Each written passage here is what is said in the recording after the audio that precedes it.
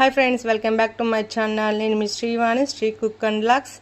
Today's recipe వచ్చి creamy bun అండి. చాలా టేస్టీగా ఎమ్మీగా ఎలా చేసుకోవాలో చూద్దాం రండి. చాలా బాగుంటుంది. దీనికి బటర్, కండెన్స్ మిల్క్, లైట్గా ఎసెన్స్, వెనిలా ఎసెన్స్ ఒక డ్రాప్ వేసుకుని మంచిగా బీట్ చేసుకోవాలి. క్రీమీ టెక్స్చర్ వచ్చేదాకా ఎంత బాగా బీట్ చేసుకుంటే అంత టేస్ట్ వస్తుంది.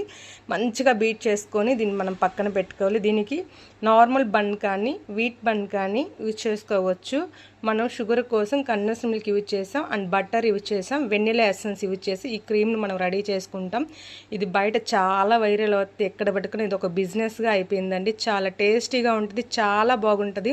ఒకసారి ట్రై చేయండి. ఇంట్లో కిడ్స్కి స్నాక్స్గా కానీ, స్నాక్ బాక్స్గా కానీ, ఈవినింగ్ టైంలో స్కూల్ నుంచి వచ్చే స్నాక్స్గా తయారు చేసి పెడితే పిల్లలు ఎంతో ఇష్టంగా తింటారు. చాలా బాగుంటుంది. నేను వీట్ బ్రెడ్తో ట్రై చేశాను, వీట్ బన్తో. మీరు కావాలి నార్మల్ బన్తో ట్రై చేయండి. నార్మల్ బన్తో ఇంకా టేస్ట్ బాగుంది. నేను వీట్ బన్ తీసుకున్నాను. దీన్ని మిడిల్ కట్ చేసి ఇలా లోపల సైడ్ ఇలా పూసుకొని టీ పెట్టుకొని కానీ తాగేమో తిన్నామంటే చాలా బాగుంది. నేనైతే మసాలా టీ పెట్టుకొని ఒక బన్ తిన్నాను. చాలా టేస్టీగా ఉంది. షుగర్ ఉన్న వాళ్ళైతే తినొద్దు, వెయిట్ లాస్ చేసే వాళ్ళు కూడా తినొద్దు, వెయిట్ గెయిన్ అవుతారు. చాలా బాగుంటుంది టేస్ట్ అయితే మటుకు. పిల్లలకైతే పెట్టొచ్చు, చాలా బాగుంటుంది. హెల్దీగా ఉంది కూడా. వీట్ బండ్లు అయితే హెల్దీగా పెట్టుకోవచ్చు. నార్మల్ బన్ కొంచెం మైదా కాబట్టి అంత హెల్దీ కాదు.